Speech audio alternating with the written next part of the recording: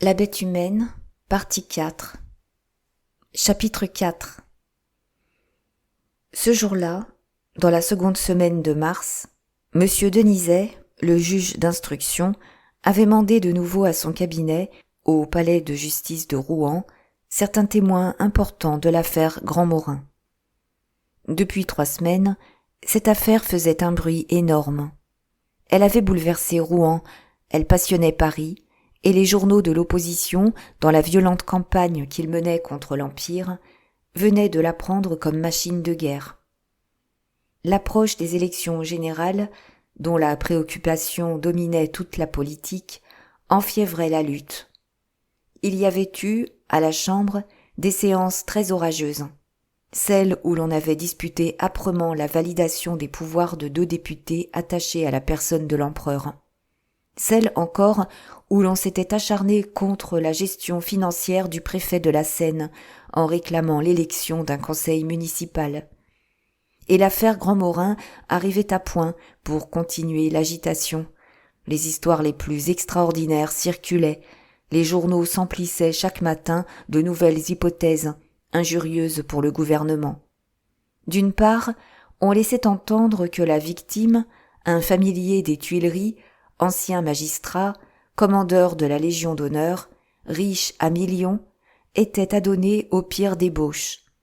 De l'autre, l'instruction n'ayant pas abouti jusque-là, on commençait à accuser la police et la magistrature de complaisance.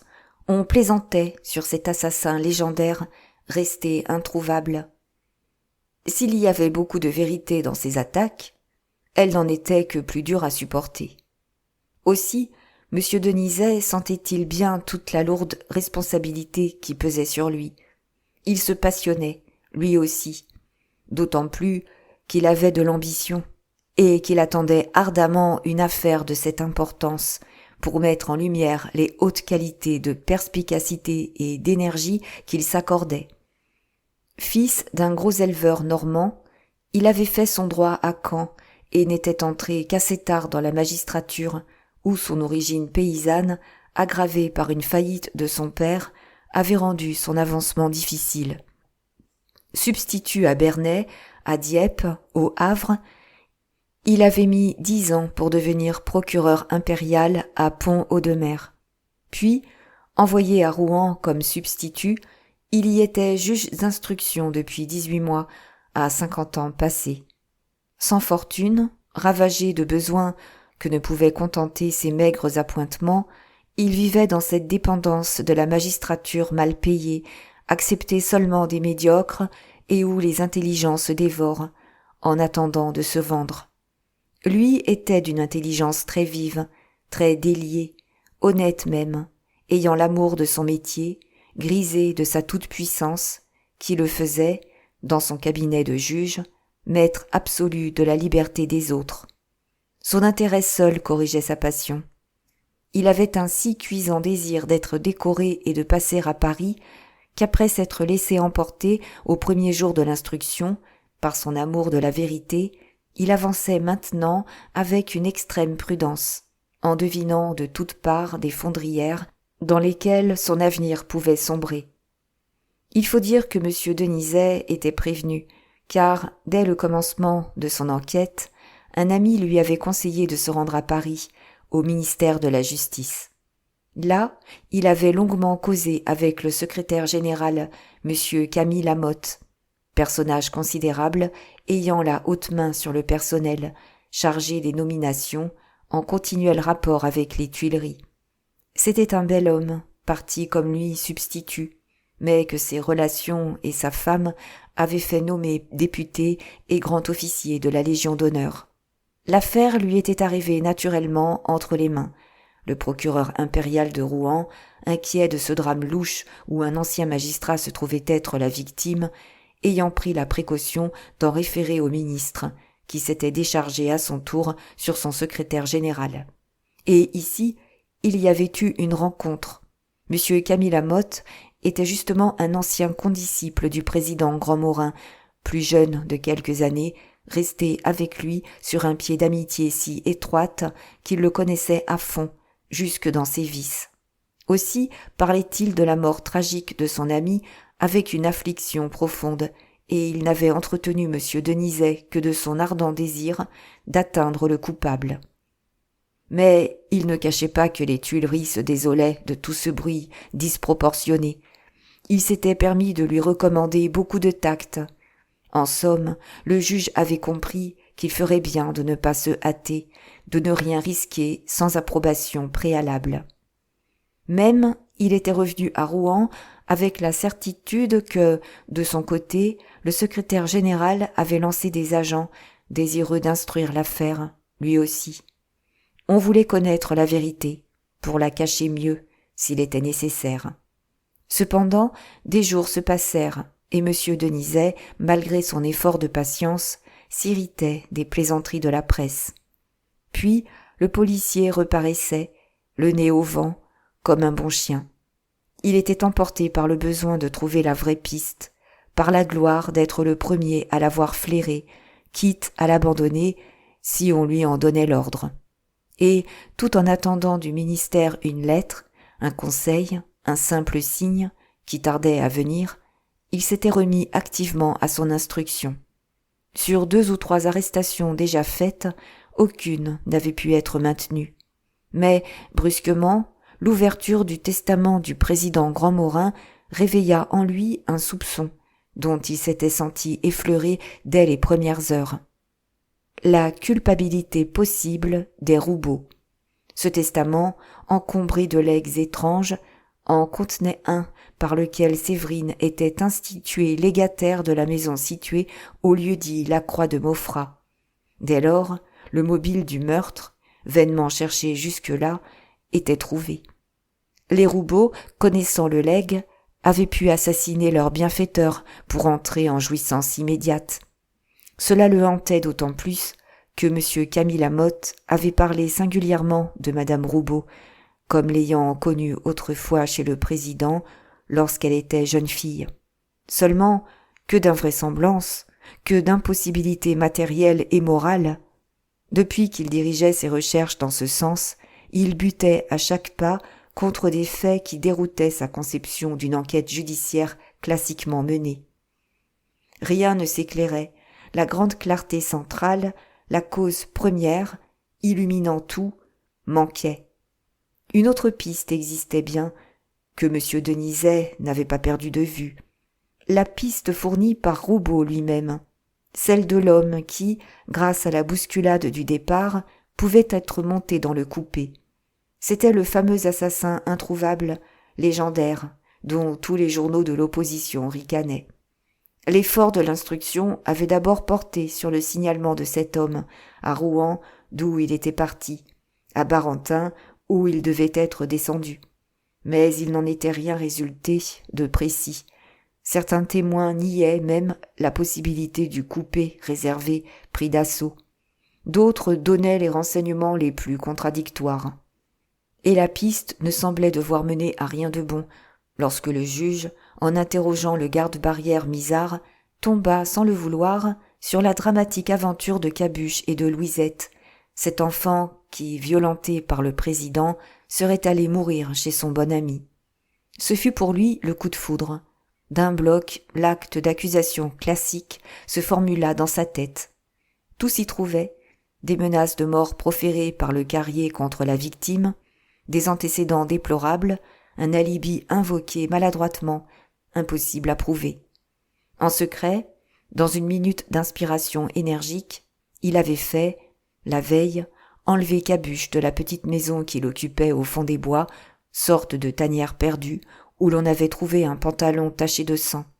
Et, tout en se défendant encore contre la conviction qui l'envahissait, tout en se promettant de ne pas lâcher l'hypothèse des Roubaud, il exultait, à l'idée que lui seul avait eu le nez assez fin pour découvrir l'assassin véritable.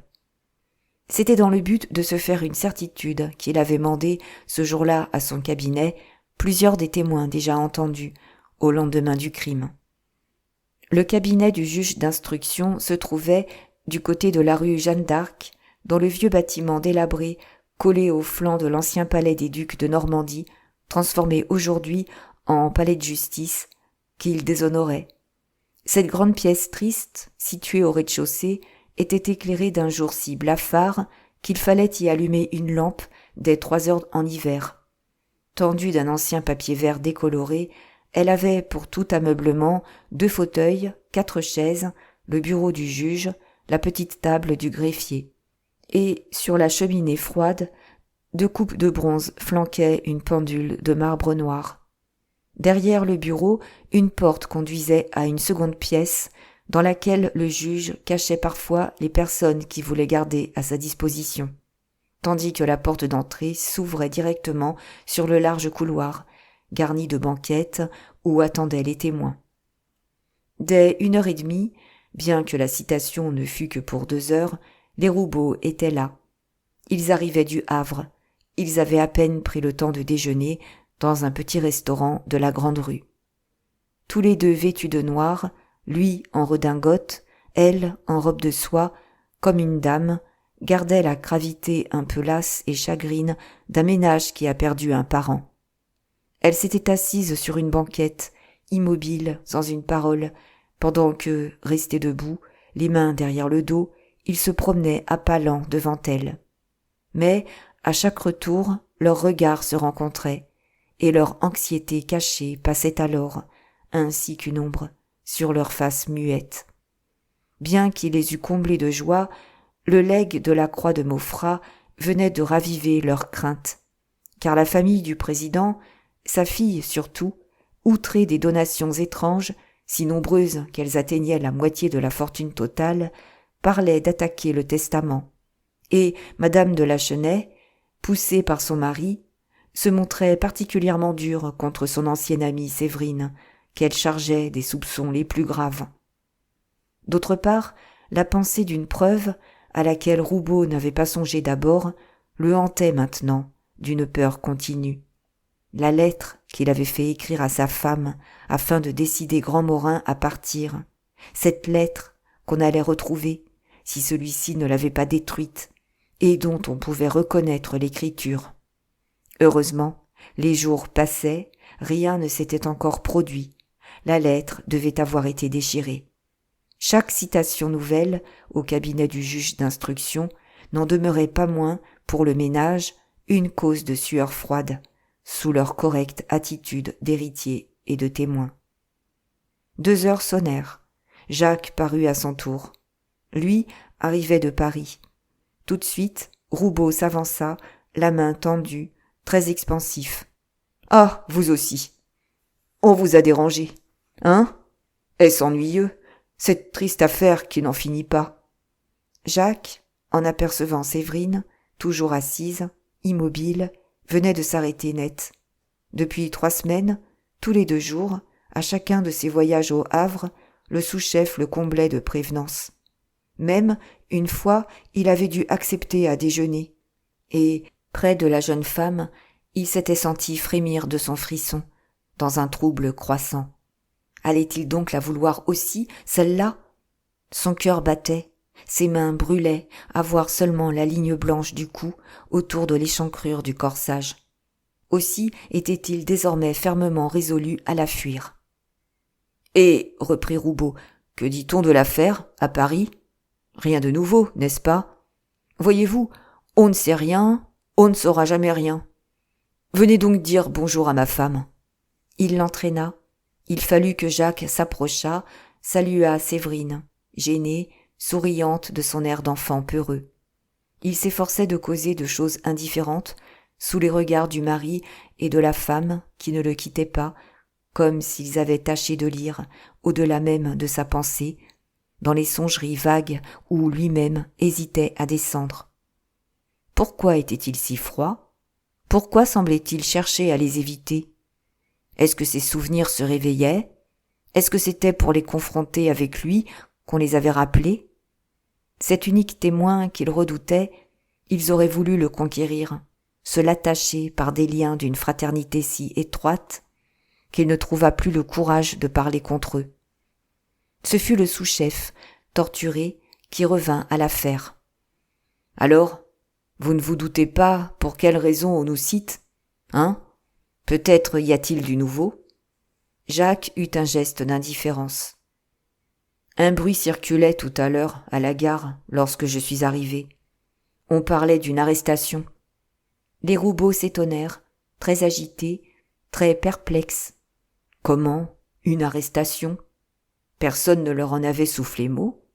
Une arrestation faite ou une arrestation à faire ? Ils l'accablaient de questions, mais ils n'en savaient pas davantage. À ce moment, dans le couloir, un bruit de pas éveilla l'attention de Séverine. « Voici Berthe et son mari », murmura-t-elle. C'était en effet les Lachenay. Ils passèrent très raides devant les Roubaud. La jeune femme n'eut pas même un regard pour son ancienne camarade. Et un huissier les introduisit tout de suite dans le cabinet du juge d'instruction. « Ah bien, il faut nous armer de patience, » dit Roubaud. « Nous sommes là pour de bonnes heures. »« Asseyez-vous donc. » Lui-même venait de se placer à gauche de Séverine, et, de la main, il invitait Jacques à se mettre de l'autre côté, près d'elle. Celui-ci resta debout un instant encore. Puis, comme elle le regardait de son air doux et craintif, il se laissa aller sur la banquette. Elle était très frêle entre eux. Il la sentait d'une tendresse soumise.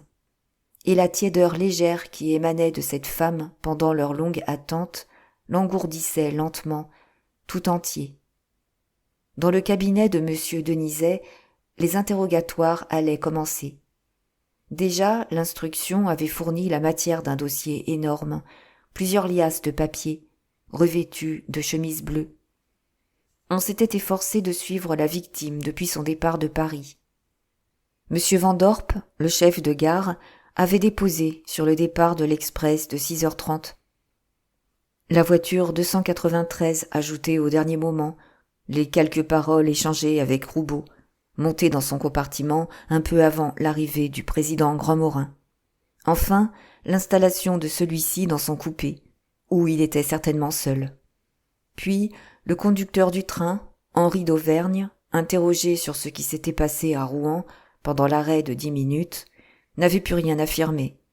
Il avait vu les Roubaud causant devant le coupé, et il croyait bien qu'ils étaient retournés dans leur compartiment dont un surveillant aurait refermé la portière.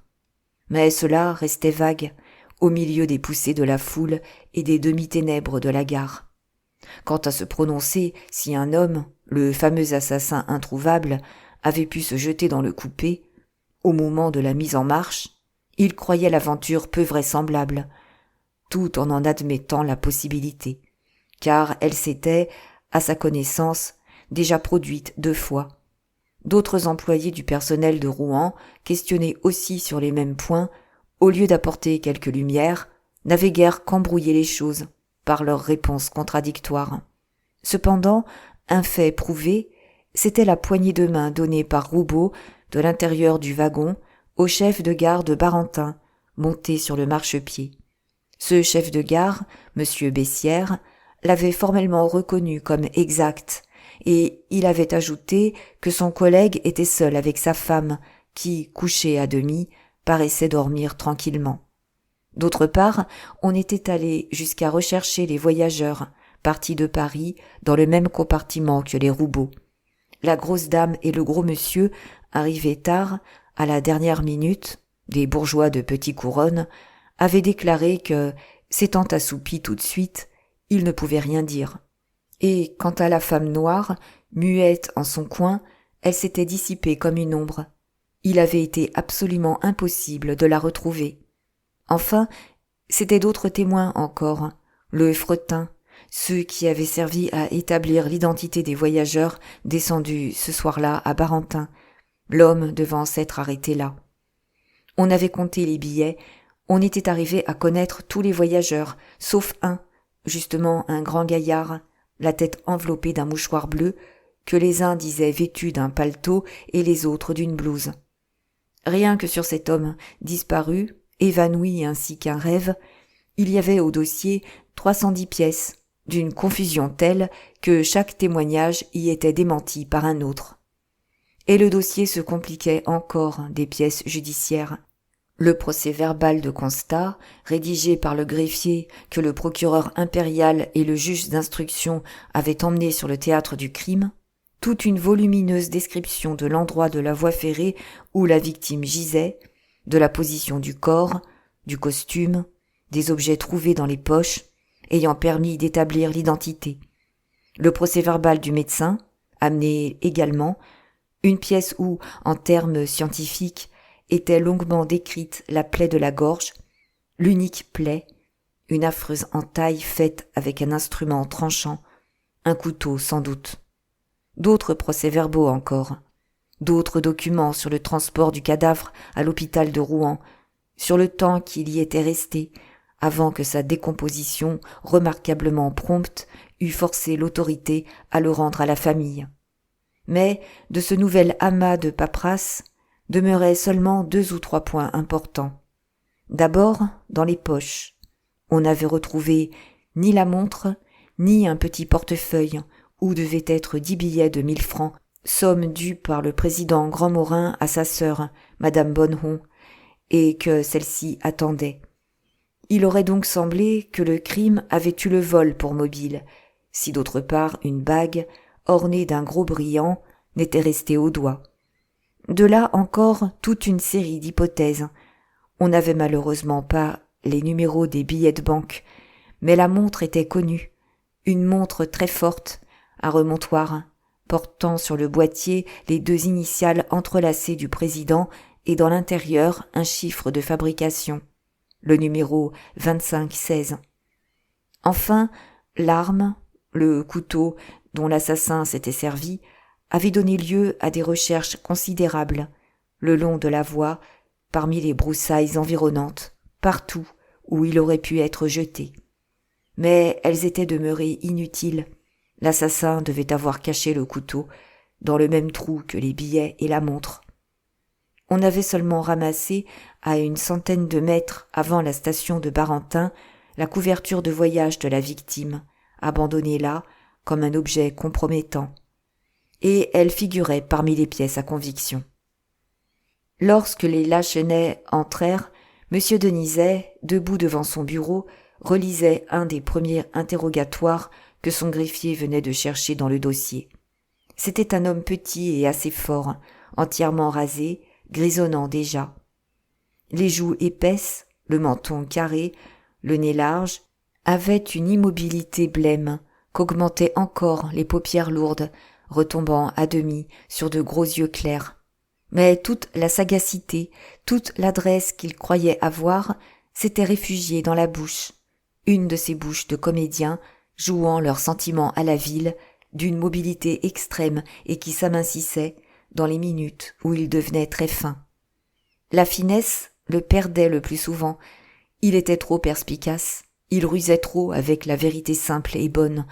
D'après un idéal de métier, s'étant fait de sa fonction un type d'anatomiste moral, doué de seconde vue, extrêmement spirituel. D'ailleurs, il n'était pas non plus un sot. Tout de suite, il se montra aimable pour madame de Lachenay, car il y avait encore en lui un magistrat mondain, fréquentant la société de Rouen et des environs. « Madame, veuillez vous asseoir. » Et il avança lui-même un siège à la jeune femme, une blonde chétive, l'air désagréable et laide, dans ses vêtements de deuil. Mais il fut simplement poli, de mine un peu rogue même, pour monsieur de Lachenay. Blond, lui aussi, et malingre. Car ce petit homme, conseiller à la cour dès l'âge de 36 ans, décoré, grâce à l'influence de son beau-père et au service que son père, également magistrat, avait rendu autrefois dans les commissions mixtes, représentait à ses yeux la magistrature de faveur, la magistrature riche, les médiocres qui s'installaient, certains d'un chemin rapide par leur parenté et leur fortune, tandis que lui, pauvre, sans protection, se trouvait réduit à tendre l'éternelle échine du solliciteur, sous la pierre sans cesse retombante de l'avancement. Aussi n'était-il pas fâché de lui faire sentir dans ce cabinet sa toute-puissance, l'absolu pouvoir qu'il avait sur la liberté de tous, au point de changer d'un mot un témoin en prévenu et de procéder à son arrestation immédiate si la fantaisie l'en prenait. « Madame, continua-t-il, vous me pardonnerez d'avoir encore à vous torturer avec cette douloureuse histoire. Je sais que vous souhaitez aussi vivement que nous de voir la clarté se faire et le coupable expier son crime. » D'un signe, il prévint le greffier, un grand garçon jaune, à la figure osseuse, et l'interrogatoire commença. Mais, dès les premières questions posées à sa femme, M. de Lachenay, qui s'était assis, voyant qu'on ne l'en priait pas, s'efforça de se substituer à elle. Il en vint à exhaler toute son amertume contre le testament de son beau-père. Comprenait-on cela? Des legs si nombreux, si importants, qu'ils atteignaient presque la moitié de la fortune, une fortune de 3 700 000 francs. Et à des personnes qu'on ne connaissait pas pour la plupart, à des femmes de toutes les classes. Il y avait jusqu'à une petite marchande de violettes, installée sous une porte de la rue du Rocher. C'était inacceptable. Il attendait que l'instruction criminelle fût finie pour voir s'il n'y aurait pas moyen de faire casser ce testament immoral. Pendant qu'il se désolait ainsi, les dents serrées, montrant le sot qu'il était, le provincial à passion têtue, enfoncé dans l'avarice, M. Denizet le regardait de ses gros yeux clairs à demi cachés, et sa bouche fine exprimait un dédain jaloux pour cet impuissant que 2 millions ne satisfaisaient pas, et qu'il verrait sans doute un jour sous la pourpre suprême grâce à tout cet argent. « Je crois, monsieur, que vous auriez tort, dit-il enfin. Le testament ne pourrait être attaqué que si le total des legs dépassait la moitié de la fortune, et ce n'est pas le cas. » Puis, se tournant vers son greffier, « Dites donc, Laurent, vous n'écrivez pas tout ceci, je pense. » D'un faible sourire, celui-ci le rassura, en homme qui savait comprendre. « Mais enfin, reprit M. de Lachenay, plus aigrement, on ne s'imagine pas, j'espère, que je vais laisser la croix de Maufras à ces roubeaux. Un cadeau pareil à la fille d'un domestique. Et pourquoi? À quel titre? Puis, s'il est prouvé qu'ils ont trempé dans le crime... » M. Denizet revint à l'affaire. « Vraiment? Le croyez-vous? »« Dame, s'ils avaient connaissance du testament, leur intérêt à la mort de notre pauvre père est démontré. Remarquez, en outre, qu'ils ont été les derniers à causer avec lui. Enfin, tout cela semble bien louche. » Impatienté, dérangé dans sa nouvelle hypothèse, le juge se tourna vers Berthe. « Et vous, madame, pensez-vous votre ancienne amie capable d'un tel crime ?» Avant de répondre, elle regarda son mari. En quelques mois de ménage, leur mauvaise grâce, leur sécheresse à tous deux s'étaient communiquées et exagérées. Ils se gâtaient ensemble.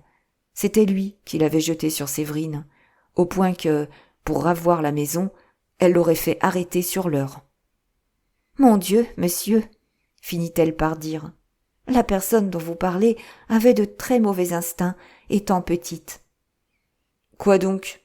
L'accusez-vous de s'être mal conduite à Douinville ?»« Oh non, monsieur, mon père ne l'aurait pas gardée. » Dans ce cri se révoltait la pruderie de la bourgeoise honnête, qui n'aurait jamais une faute à se reprocher, et qui mettait sa gloire à être une des vertus les plus incontestables de Rouen, saluée et reçue partout.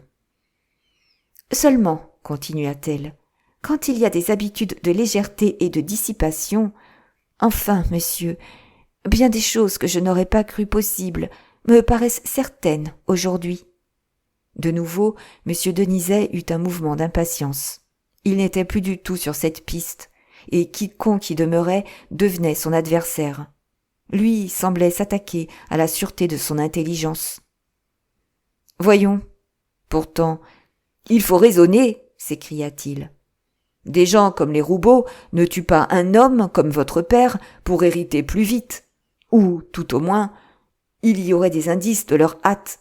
Je trouverais ailleurs des traces de cette âpreté à posséder et à jouir. Non, le mobile ne suffit point. Il faudrait en découvrir un autre, et il n'y a rien. Vous n'apportez rien vous-même. Puis rétablissez les faits. Ne constatez-vous pas des impossibilités matérielles? Personne n'a vu les Roubaud monter dans le coupé. Un employé croit même pouvoir affirmer qu'ils sont retournés dans leur compartiment.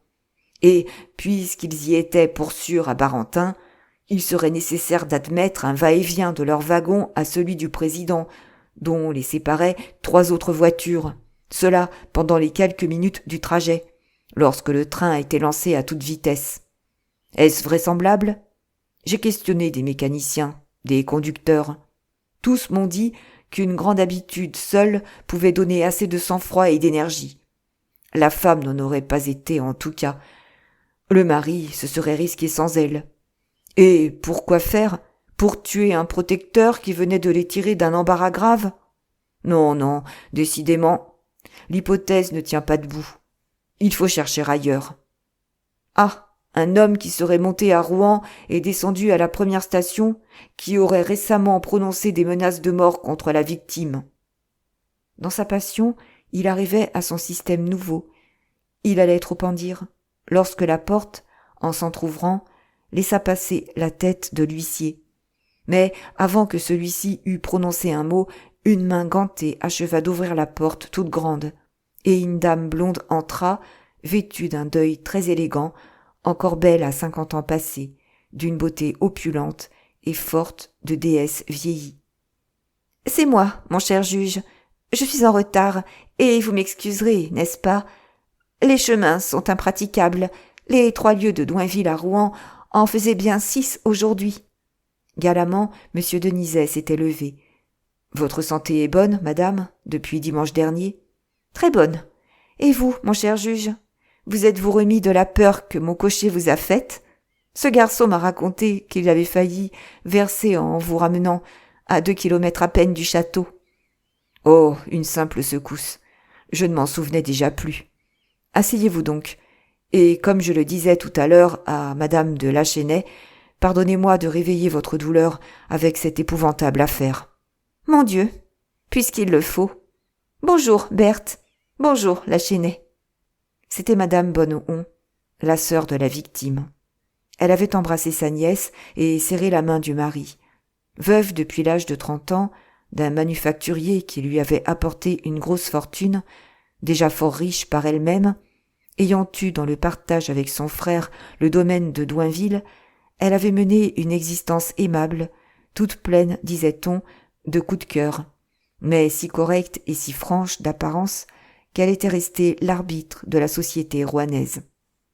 Par occasion et par goût, elle avait aimé dans la magistrature, recevant au château, depuis 25 ans, le monde judiciaire, tout ce monde du palais que ses voitures amenaient de Rouen et y ramenaient, dans une continuelle fête. Aujourd'hui, elle n'était point calmée encore. On lui prêtait une tendresse maternelle pour un jeune substitut, le fils d'un conseiller à la cour, M. Chaumette. Elle travaillait à l'avancement du fils, elle comblait le père d'invitations et de prévenances. Et elle avait gardé aussi un bon ami des temps anciens, un conseiller également, un célibataire, M. Desbazeilles, la gloire littéraire de la cour de Rouen, dont on citait des sonnets finement tournés. Pendant des années, il avait eu sa chambre à Douinville. Maintenant, bien qu'il eût dépassé la 60aine, il y venait dîner toujours, en vieux camarade, auquel ses rhumatismes ne permettaient plus que le souvenir. Elle conservait ainsi sa royauté par sa bonne grâce, malgré la vieillesse menaçante, et personne ne songeait à la lui disputer. Elle n'avait senti une rivale que pendant le dernier hiver, chez madame Lebouc, la femme d'un conseiller encore, une grande brune de 34 ans, vraiment très bien, où la magistrature commençait à aller beaucoup. Cela, dans son enjouement habituel, lui donnait une pointe de mélancolie. « Alors, madame, si vous le permettez, reprit M. Denizet, je vais vous poser quelques questions. » L'interrogatoire des Lachenay était terminé, mais il ne les congédiait pas. Son cabinet si morne, si froid, tournait au salon mondain. Le greffier, flegmatique, se prépara de nouveau à écrire. Un témoin a parlé d'une dépêche que votre frère aurait reçue, l'appelant tout de suite à Douinville. Nous n'avons pas trouvé trace de cette dépêche. Lui auriez-vous écrit, vous, madame ? Madame Bonneton, très à l'aise, souriante, se mit à répondre sur le ton d'une amicale causerie. Je n'ai pas écrit à mon frère. Je l'attendais. Je savais qu'il devait venir, mais sans qu'une date fût fixée. D'habitude, il tombait de la sorte, et presque toujours par un train de nuit. comme il habitait un pavillon isolé dans le parc, ouvrant sur une ruelle déserte, nous ne l'entendions même pas arriver. Il louait à Barentin une voiture, il ne se montrait que le lendemain, fort tard parfois dans la journée, ainsi qu'un voisin en visite installé chez lui depuis longtemps. Si, cette fois-là, je l'attendais, c'était qu'il devait m'apporter une somme de 10 000 francs, un règlement de compte entre nous. Il avait certainement les 10 000 francs sur lui. C'est pourquoi j'ai toujours cru qu'on l'avait tué pour le voler, simplement. Le juge laissa régner un court silence. Puis, la regardant en face, « Qu'est-ce que vous pensez de madame Roubaud et de son mari ?» Elle eut un vif mouvement de protestation. « Oh non, mon cher monsieur Denizet, vous n'allez pas encore vous égarer sur le compte de ces braves gens. Séverine était une bonne petite fille, très douce, très docile même, et délicieuse avec ça, ce qui ne gâte rien. Je pense, puisque vous tenez à ce que je le répète, qu'elle et son mari sont incapables d'une mauvaise action. » Il l'approuvait de la tête. Il triomphait, en jetant un coup d'œil vers madame de Lachenay. Celle-ci, piquée, se permit d'intervenir. « Ma tante, je vous trouve bien facile. » Alors madame Bonneton se soulagea avec son franc-parler ordinaire. « Laisse donc, Berthe. Nous ne nous entendrons jamais là-dessus. Elle était gaie, elle aimait à rire, et elle avait bien raison.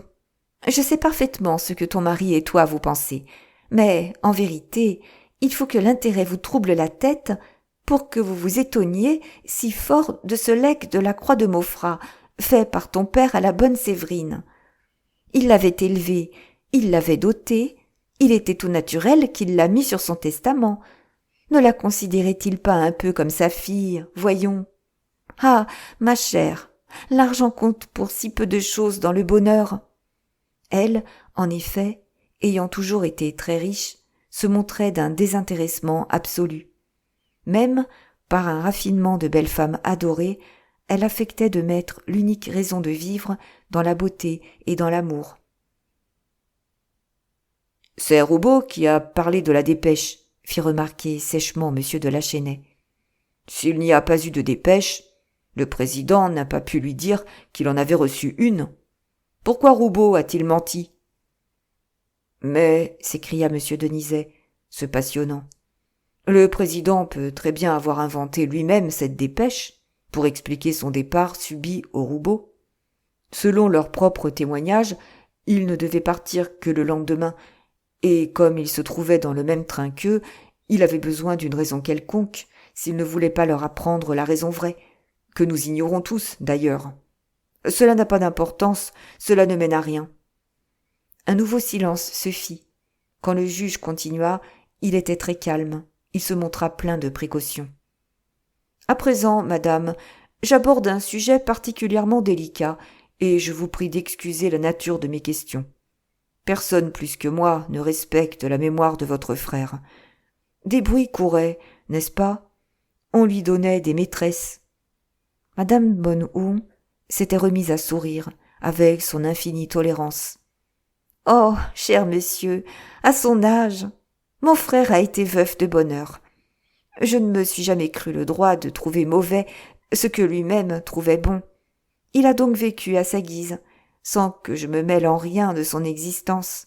Ce que je sais, c'est qu'il gardait son rang, et qu'il est resté jusqu'au bout un homme du meilleur monde. » Berthe, suffoquée que, devant elle, on parlât des maîtresses de son père, avait baissé les yeux, pendant que son mari, aussi gêné qu'elle, était allé se planter devant la fenêtre, tournant le dos.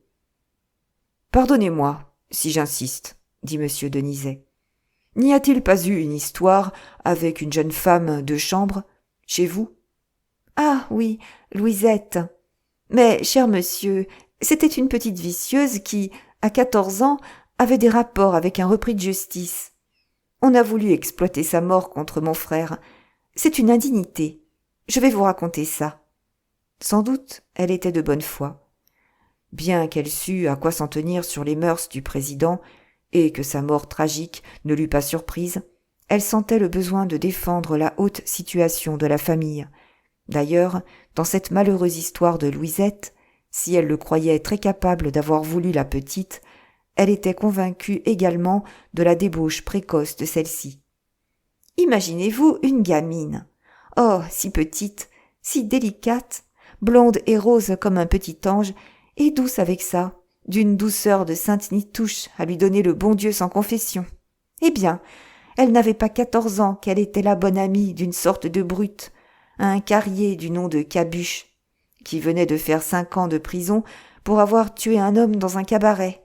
Ce garçon vivait à l'état sauvage, sur la lisière de la forêt de Bécourt, où son père, mort de chagrin, lui avait laissé une masure faite de troncs d'arbres et de terre. Il s'entêtait à y exploiter un coin des carrières abandonnées, qui autrefois, je crois bien, ont fourni la moitié des pierres dont Rouen est bâti. Et c'était au fond de ce terrier que la petite allait retrouver son loup-garou, dont tout le pays avait une si grosse peur qu'il vivait absolument seul, comme un pestiféré. Souvent, on les rencontrait ensemble, rôdant par les bois, se tenant par la main, elle si mignonne, lui énorme et bestial. Enfin, une débauche à ne pas croire. Naturellement, je n'ai connu ces choses que plus tard. J'avais pris Louisette chez moi, presque par charité, pour faire une bonne œuvre. Sa famille, ces misards, que je savais pauvres, s'étaient bien gardés de me dire qu'ils avaient roué de coups l'enfant sans pouvoir l'empêcher de courir chez son Cabuche, dès qu'une porte restait ouverte. Et c'est alors que l'accident est arrivé. Mon frère, à Douinville, n'avait pas de serviteur à lui. Louisette et une autre femme faisaient le ménage du pavillon écarté qu'il occupait. Un matin, qu'elle s'y était rendue seule, elle disparut. Pour moi, elle préméditait sa fuite depuis longtemps. Peut-être son amant l'attendait-il et l'avait-il emmenée. Mais l'épouvantable, ce fut que, 5 jours après, le bruit de la mort de Louisette courait, avec des détails sur un viol, tenté par mon frère, dans des circonstances si monstrueuses que l'enfant, affolé, était allé chez Cabuche, disait-on, mourir d'une fièvre cérébrale. Que s'était-il passé ? Tant de versions ont circulé qu'il est difficile de le dire. Je crois, pour ma part, que Louisette, morte réellement d'une mauvaise fièvre, car un médecin l'a constaté, a succombé à quelque imprudence, des nuits à la belle étoile, des vagabondages dans les marais. N'est-ce pas ? Mon cher monsieur, vous ne voyez pas mon frère supplicier cette gamine ? C'est odieux, c'est impossible. Pendant ce récit, M. Denizet avait écouté attentivement, sans approuver ni désapprouver. Et Madame Bonneton eut un léger embarras à finir. Puis, se décidant, « Mon Dieu, je ne dis point que mon frère n'ait pas voulu plaisanter avec elle. Il aimait la jeunesse, il était très gai, sous son apparence rigide. Enfin, mettons qu'il l'ait embrassée. » Sur ce mot, il y eut une révolte pudique des Lachenay. « Oh, ma tante, ma tante !» Mais elle haussa les épaules. Pourquoi mentir à la justice ? « Il l'a embrassée, chatouillée peut-être. Il n'y a pas de crime là-dedans. Et ce qui me fait admettre cela, c'est que l'invention ne vient pas du carrier. Louisette doit être la menteuse, la vicieuse qui a grossi les choses pour se faire peut-être garder par son amant, de façon que celui-ci, une brute, je vous l'ai dit, a fini de bonne foi par s'imaginer qu'on lui avait tué sa maîtresse. Il était réellement fou de rage. Il répétait dans tous les cabarets que, si le président lui tombait sous les mains, il le saignerait comme un cochon. Le juge, silencieux jusque-là, l'interrompit vivement. « Il a dit cela ? Des témoins pourront-ils l'affirmer ? » « Oh, cher monsieur, vous en trouverez tant que vous voudrez. Enfin, une bien triste affaire. Nous avons eu beaucoup d'ennuis. Heureusement que la situation de mon frère le mettait au-dessus de tout soupçon. » Madame Bonneton venait de comprendre quelle piste nouvelle suivait M. Denizet, et elle en était assez inquiète. Elle préféra ne pas s'engager davantage en le questionnant à son tour. Il s'était levé, il dit qu'il ne voulait pas abuser plus longtemps de la douloureuse complaisance de la famille. Sur son ordre, le greffier lut les interrogatoires avant de les faire signer aux témoins. Ils étaient d'une correction parfaite, ces interrogatoires, si bien épluchés des mots inutiles et compromettants. que madame Bonneton, la plume à la main, eut un coup d'œil de surprise bienveillante sur ce Laurent, blême, osseux, qu'elle n'avait pas regardé encore. Puis, comme le juge l'accompagnait, ainsi que son neveu et sa nièce, jusqu'à la porte, elle lui serra les mains. « À bientôt, n'est-ce pas ? Vous savez qu'on vous attend toujours à Doinville. Et merci. Vous êtes un de mes derniers fidèles. » Son sourire s'était voilé de mélancolie, tandis que sa nièce, sèche, sortie la première, n'avait eu qu'une légère salutation. Quand il fut seul, M. Denizet respira 1 minute. Il s'était arrêté, debout, réfléchissant. Pour lui, l'affaire devenait claire. Il y avait eu certainement violence de la part de Grandmorin, dont la réputation était connue. Cela rendait l'instruction délicate. Il se promettait de redoubler de prudence jusqu'à ce que les avis qu'il attendait du ministère fussent arrivés. Mais il n'en triomphait pas moins. Enfin, il tenait le coupable. Lorsqu'il eut repris sa place, devant le bureau, il sonna l'huissier. « Faites entrer le sieur Jacques Lantier. » Sur la banquette du couloir, les Roubaud attendaient toujours, avec leurs visages fermés, comme ensommeillés de patience, qu'un tic nerveux, parfois, remuait. Et la voix de l'huissier, appelant Jacques, sembla les réveiller, dans un léger tressaillement. Ils le suivirent de leurs yeux élargis. Ils le regardèrent disparaître chez le juge. Puis ils retombèrent à leur attente, pâlis encore, silencieux. Toute cette affaire, depuis 3 semaines, hantait Jacques d'un malaise, comme si elle avait pu finir par tourner contre lui. Cela était déraisonnable, car il n'avait rien à se reprocher, pas même d'avoir gardé le silence. Et, pourtant, il n'entrait chez le juge qu'avec le petit frisson du coupable qui craint de voir son crime découvert. Et il se défendait contre les questions, il se surveillait, de peur d'en trop dire. Lui aussi aurait pu tuer. Cela ne se lisait-il pas dans ses yeux ? Rien ne lui était plus désagréable que ces citations en justice. Il en éprouvait une sorte de colère, ayant hâte, disait-il, qu'on ne le tourmentât plus, avec des histoires qui ne le regardaient pas. D'ailleurs, ce jour-là, M. Denizet n'insista que sur le signalement de l'assassin.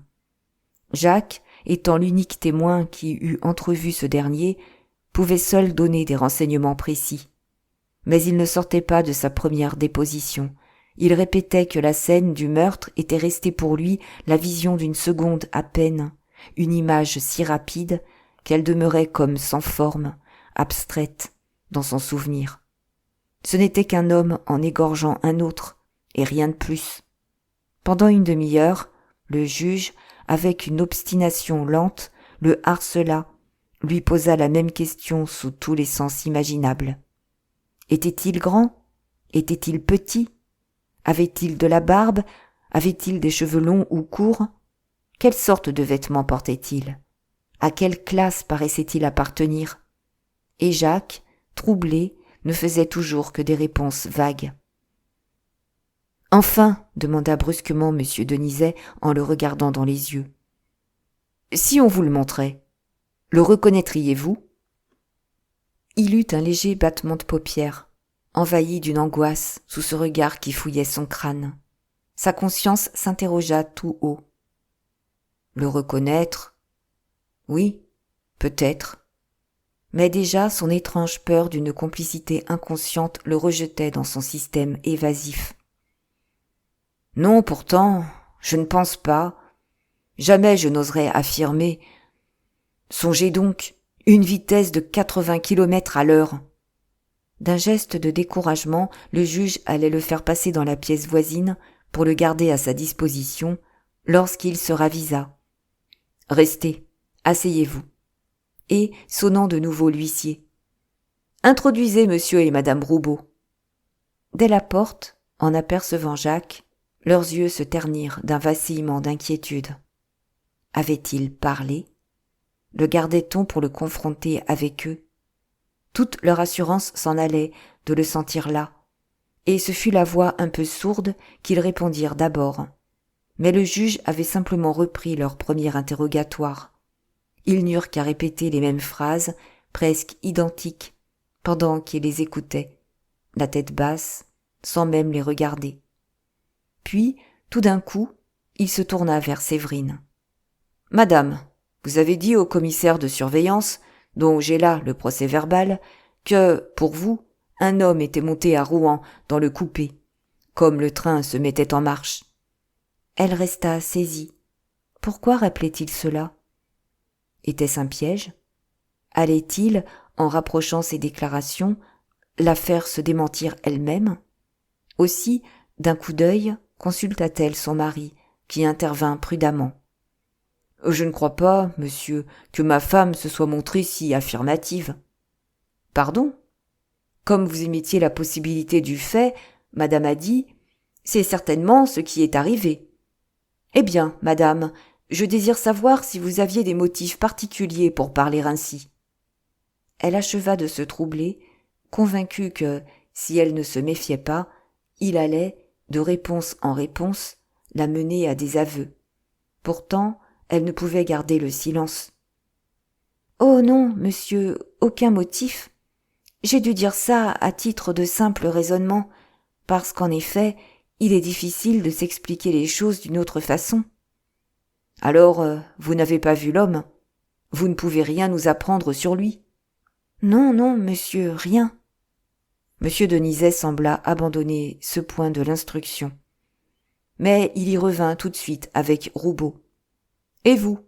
Comment se fait-il que vous n'ayez pas vu l'homme, s'il est réellement monté, car il résulte de votre déposition même que vous causiez encore avec la victime lorsqu'on a sifflé pour le départ. » Cette insistance finissait par terrifier le sous-chef de gare, dans l'anxiété où il était de savoir quel parti il devait prendre, lâcher l'invention de l'homme ou s'y entêter. Si l'on avait des preuves contre lui, l'hypothèse de l'assassin inconnu n'était guère soutenable et pouvait même aggraver son cas. Il attendait de comprendre. Il répondit par des explications confuses, longuement. « Il est vraiment fâcheux, reprit M. Denizet, que vos souvenirs soient restés si peu clairs, car vous nous aideriez à mettre fin aux soupçons qui se sont égarés sur diverses personnes. » Cela parut si direct à Roubaud qu'il éprouva un irrésistible besoin de s'innocenter. Il se vit découvert, son parti fut pris tout de suite. « Il y a là un tel cas de conscience.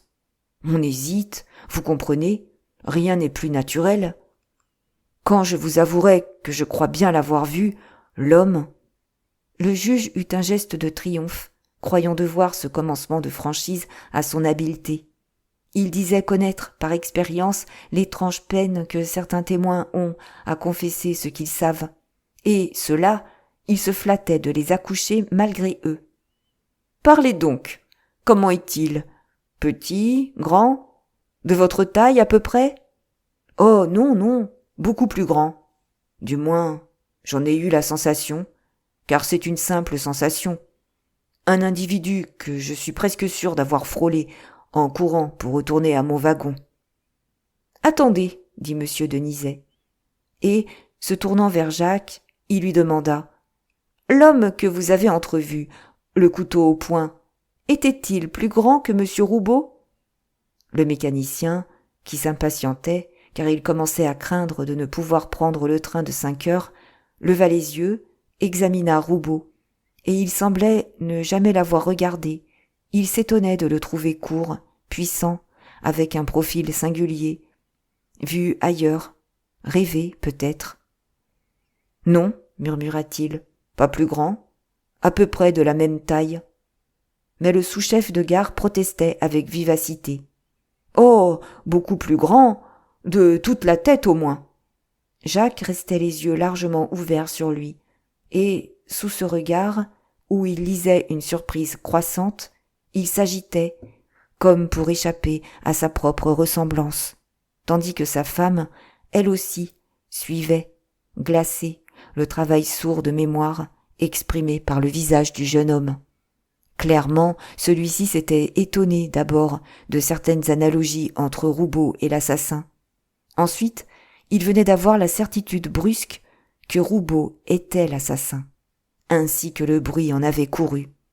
Puis, maintenant, il semblait tout à l'émotion de cette découverte, la face béante, sans qu'il fût possible de savoir ce qu'il allait faire, sans qu'il le sût lui-même. S'il parlait, le ménage était perdu. Les yeux de Roubaud avaient rencontré les siens. Tous deux se regardaient jusqu'à l'âme. Il y eut un silence. « Alors, vous n'êtes pas d'accord, » reprit M. Denizet. « Si vous l'avez vu plus petit, vous, c'est sans doute qu'il était courbé dans la lutte avec sa victime. » Lui aussi regardait les deux hommes. Il n'avait pas songé à utiliser ainsi cette confrontation, mais, par instinct de métier, il sentit, à cette minute, que la vérité passait dans l'air. Sa confiance en la piste Cabuche en fut même ébranlée. Est-ce que les Lachenay auraient eu raison? Est-ce que les coupables, contre toute vraisemblance, seraient cet employé honnête et sa jeune femme si douce? L'homme avait-il sa barbe entière, comme vous? Demanda-t-il à Roubaud.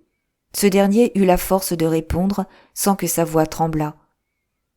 Sa barbe entière? Non, non, pas de barbe du tout, je crois. Jacques comprit que la même question allait lui être posée. Que dirait-il? Car il aurait bien juré, lui, que l'homme portait toute sa barbe. En somme, ces gens ne l'intéressaient point. Pourquoi ne pas dire la vérité? Mais, comme il détournait ses yeux du mari, il rencontra le regard de la femme. Et il lut, dans ce regard, une supplication si ardente, un don si entier de toute la personne, qu'il en fut bouleversé. Son frisson ancien le reprenait.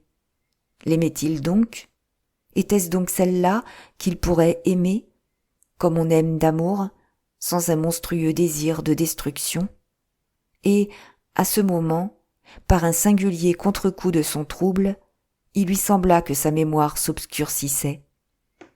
Il ne retrouvait plus l'assassin dans Roubaud.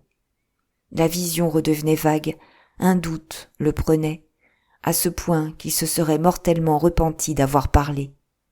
M. Denizet posait la question.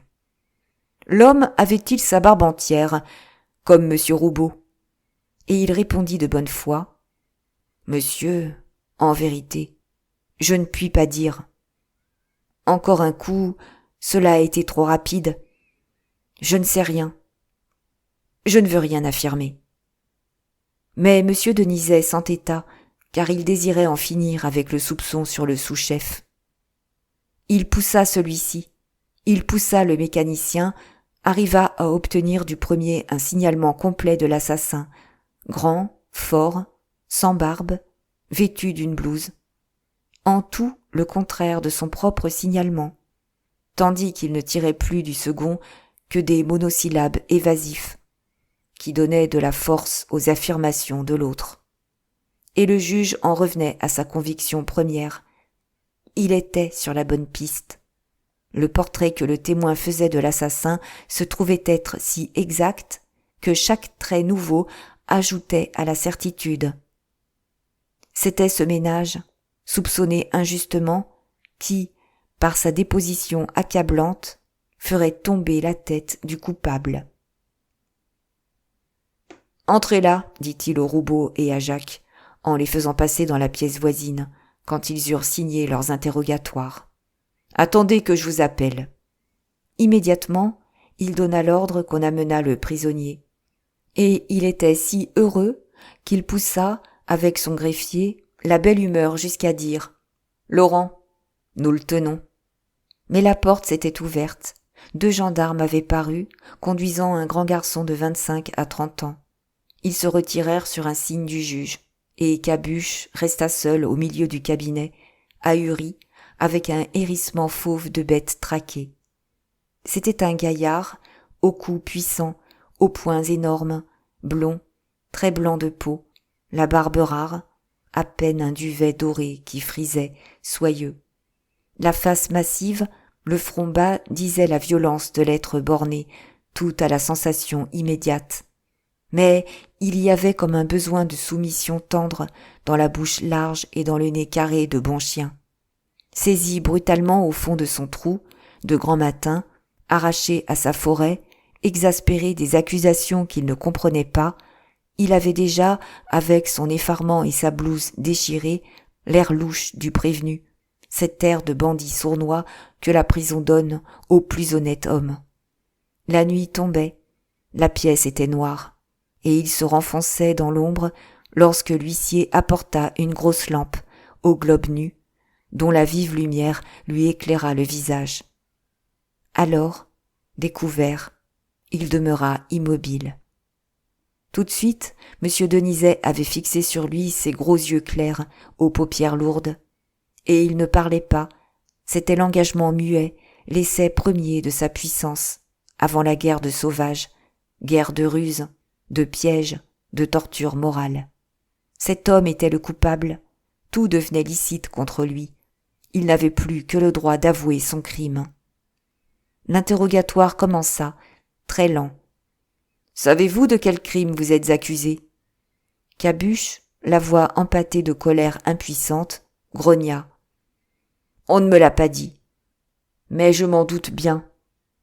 On en a assez causé. »« Vous connaissiez, monsieur Grandmorin ?»« Oui, oui, je le connaissais. Trop. Une fille, Louisette, votre maîtresse, est entrée comme femme de chambre chez madame Bonneton. » Un sursaut de rage emporta le Carrier. Dans la colère, il voyait rouge. « Nom de Dieu! Ceux qui disent ça sont de sacrés menteurs. Louisette n'était pas ma maîtresse. » Curieusement, le juge l'avait regardé se fâcher. Et faisant faire un crochet à l'interrogatoire, « Vous êtes très violent. Vous avez été condamné à 50 prisons pour avoir tué un homme dans une querelle. » Cabuche baissa la tête. C'était sa honte, cette condamnation. Il murmura. Il avait tapé le premier. Je n'ai fait que 4 ans. On m'a gracié d'1 an. Alors, reprit M. Denizet, vous prétendez que la fille Louisette n'était pas votre maîtresse ? De nouveau, il serra les poings, puis, d'une voix basse, entrecoupée. Comprenez donc, elle était gamine, pas 14 ans encore. Quand je suis revenu de là-bas, alors tout le monde me fuyait. On m'aurait jeté des pierres. Et elle, dans la forêt où je la rencontrais toujours, elle s'approchait, elle causait, elle était gentille, oh gentille. Nous sommes donc devenus amis comme ça. Nous nous tenions par la main, en nous promenant. C'était si bon, dans ce temps-là. Bien sûr qu'elle grandissait et que je songeais à elle. Je ne peux pas dire le contraire. J'étais comme un fou tant je l'aimais. Elle m'aimait très fort aussi. Et ça aurait fini par arriver. Ce que vous dites. Quand on l'a séparée de moi, en la mettant à Douinville, chez cette dame. Puis, un soir, en rentrant de la carrière, je l'ai trouvée devant ma porte, à moitié folle, si abîmée, qu'elle brûlait de fièvre. Elle n'avait pas osé rentrer chez ses parents. Elle venait mourir chez moi. Ah, nom de Dieu, le cochon! J'aurais dû courir le saigner tout de suite. Le juge pinçait ses lèvres fines, étonné de l'accent sincère de cet homme. Décidément, il fallait jouer serré. Il avait affaire à plus forte partie qu'il n'avait cru. Oui, je sais l'histoire épouvantable que vous et cette fille avez inventée. Remarquez seulement que toute la vie de M. Grandmorin le mettait au-dessus de vos accusations. Éperdu, les yeux ronds, les mains tremblantes, le Carrier bégayait. « Quoi ? Qu'est-ce que nous avons inventé ? C'est les autres qui mentent, et c'est nous qu'on accuse de menterie. » « Mais oui, ne faites pas l'innocent. J'ai déjà interrogé Misard, l'homme qui a épousé la mère de votre maîtresse. Je le confronterai avec vous, s'il est nécessaire. Vous verrez ce qu'il pense de votre histoire, lui. Et prenez bien garde à vos réponses. Nous avons des témoins. Nous savons tout. Vous feriez mieux de dire la vérité. » C'était son ordinaire tactique d'intimidation, même lorsqu'il ne savait rien et qu'il n'avait pas de témoins. Ainsi, nierez-vous que, publiquement, vous avez crié partout que vous saigneriez monsieur Grandmorin ? Oh ça, oui, je l'ai dit. Et je le disais de bon cœur, allez, car la main me démangeait bougrement. » Une surprise arrêta net M. Denizet, qui s'attendait à un système de complète dénégation. Comment ? Le prévenu avouait les menaces ? Quelle ruse cela cachait-il ? Craignant d'être allé trop vite en besogne, il se recueillit un instant, puis le dévisagea, en lui posant cette question brusque. « Qu'avez-vous fait pendant la nuit du 14 au 15 février ?»« Je me suis couché à la nuit, vers 6 heures. J'étais un peu souffrant, et mon cousin Louis m'a même rendu le service de conduire une charge de pierre à Douinville. »« Oui, on a vu votre cousin, avec la voiture, traverser la voie au passage à niveau. Mais votre cousin, interrogé, n'a pu répondre qu'une chose. C'est que vous l'avez quitté vers midi et qu'il ne vous a plus revu. Prouvez-moi que vous étiez couché à 6 heures. »« Voyons, c'est bête. Je ne peux pas prouver ça. J'habite une maison toute seule, à la lisière de la forêt. J'y étais, je le dis, et c'est tout. » Alors, M. Denizet se décida à frapper le grand coup de l'affirmation qui s'impose. Sa face s'immobilisait dans une tension de volonté, tandis que sa bouche jouait la scène. « Je vais vous le dire, moi, ce que vous avez fait, le 14 février au soir. À 3 heures, vous avez pris, à Barentin, le train pour Rouen, dans un but que l'instruction n'a pu encore établir. Vous deviez revenir par le train de Paris qui s'arrête à Rouen à 9h03. Et vous étiez sur le quai, au milieu de la foule, lorsque vous avez aperçu M. Grandmorin dans son coupé. Remarquez que j'admets très bien qu'il n'y a pas eu guet-apens, que l'idée du crime vous est venue seulement alors. Vous êtes monté grâce à la bousculade. Vous avez attendu d'être sous le tunnel de Malonnet. Mais vous avez mal calculé le temps, car le train sortait du tunnel lorsque vous avez fait le coup. Et vous avez jeté le cadavre, et vous êtes descendu à Barentin, après vous être débarrassé aussi de la couverture de voyage. Voilà ce que vous avez fait. » Il épiait les moindres ondes sur la face rose de Cabuche, et il s'irrita lorsque celui-ci, très attentif d'abord, finit par éclater d'un bon rire. « Qu'est-ce que vous racontez là ? Si j'avais fait le coup, je le dirais. » Puis, tranquillement, « Je ne l'ai pas fait, mais j'aurais dû le faire. Nom de Dieu, oui, je le regrette. » Et M. Denizet ne put en tirer autre chose. Vainement, il reprit ses questions, revint 10 fois sur les mêmes points, par des tactiques différentes. Non, toujours non. Ce n'était pas lui. Il haussait les épaules, trouvait ça bête. En l'arrêtant, on avait fouillé la masure sans découvrir ni l'arme, ni les 10 billets de banque, ni la montre. Mais on avait saisi un pantalon taché de quelques gouttelettes de sang, preuve accablante.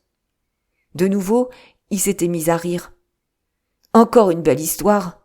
Un lapin pris au collet qui lui avait saigné sur les jambes.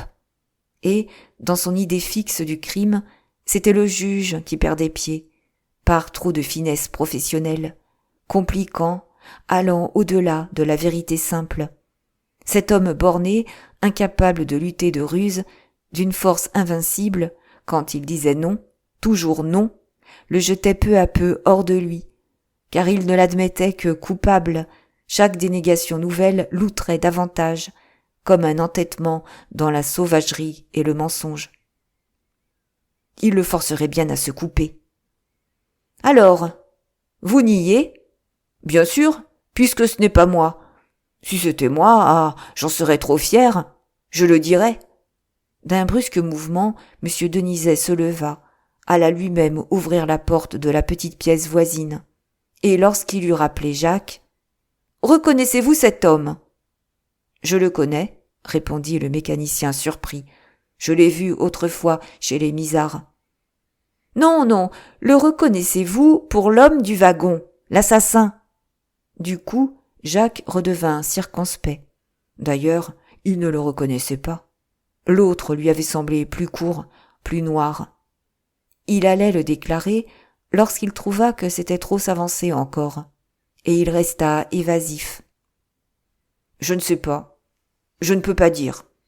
Je vous assure, monsieur, que je ne peux pas dire. » M. Denizet, sans attendre, appela les Roubaud à leur tour, et il leur posa la question. Reconnaissez-vous cet homme ?» Cabuche souriait toujours. Il ne s'étonna pas, il adressa un petit signe de tête à Séverine, qu'il avait connue, jeune fille, quand elle habitait la croix de Maufras. Mais elle et son mari venaient d'avoir un saisissement en le voyant là. Ils comprenaient. C'était l'homme arrêté dont leur avait parlé Jacques, le prévenu qui avait motivé leur nouvel interrogatoire. Et Roubaud était stupéfié, effrayé de la ressemblance de ce garçon avec l'assassin imaginaire dont il avait inventé le signalement, le contraire du sien. Cela se trouvait être purement fortuit. Il en restait si troublé qu'il hésitait à répondre.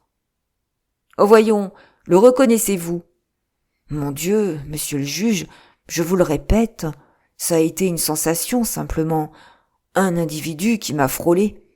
Sans doute, celui-ci est grand comme l'autre, et il est blond, et il n'a pas de barbe. Enfin, le reconnaissez-vous ?» Le sous-chef, oppressé, était tout tremblant d'une sourde lutte intérieure. L'instinct de la conservation l'emporta. « Je ne peux pas affirmer, mais il y a de ça, beaucoup de ça, pour sûr. » Cette fois, Cabuche commença à jurer. À la fin, on l'embêtait avec ses histoires. Puisque ce n'était pas lui, il voulait partir. Et sous le flot de sang qui lui montait au crâne, il tapa des poings. Il devint si terrible que les gendarmes, rappelés, l'emmenèrent. Mais, en face de cette violence, de ce saut de la bête attaquée qui se jette en avant, M. Denizet triomphait. Maintenant, sa conviction était faite, et il le laissa voir. « Avez-vous remarqué ses yeux ? Moi, c'est aux yeux que je les reconnais. Ah, son compte est bon. Il est à nous. » Les Roubaud, immobiles, se regardèrent. Alors quoi ?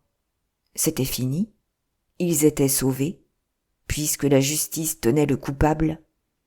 Ils restaient un peu étourdis, la conscience douloureuse du rôle que les faits venaient de les forcer à jouer.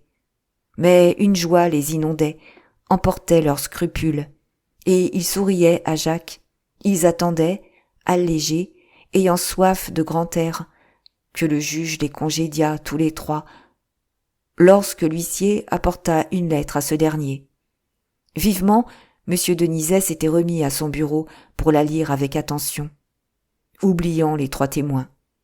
C'était la lettre du ministère, les avis qu'il aurait dû avoir la patience d'attendre avant de pousser de nouveau l'instruction. Et ce qu'il lisait devait rabattre de son triomphe, car son visage, peu à peu, se glaçait, reprenait sa morne immobilité.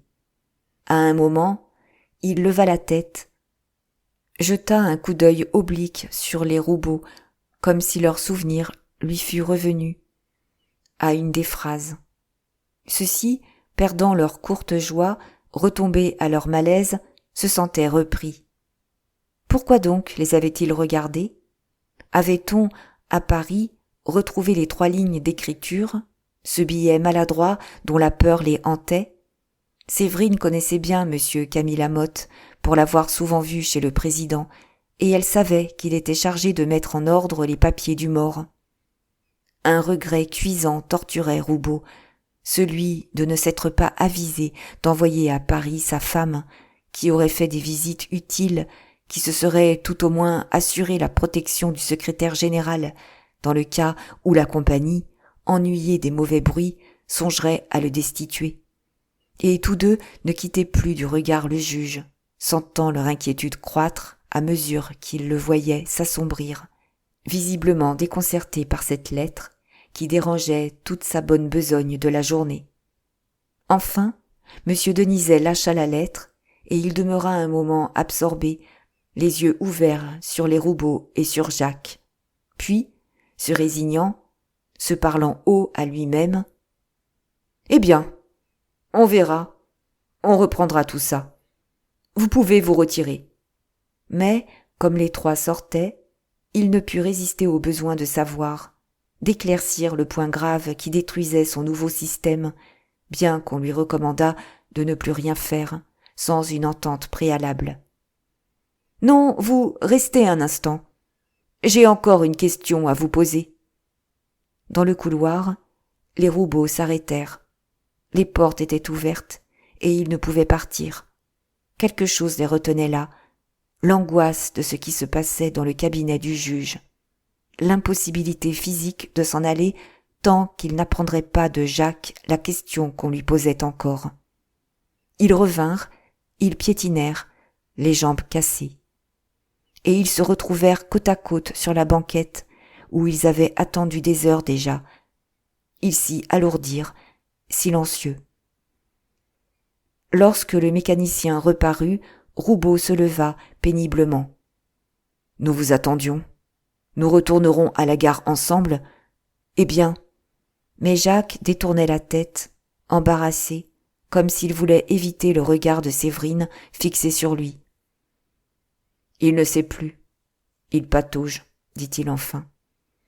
Voilà, maintenant, qu'il m'a demandé s'il n'était pas deux à faire le coup.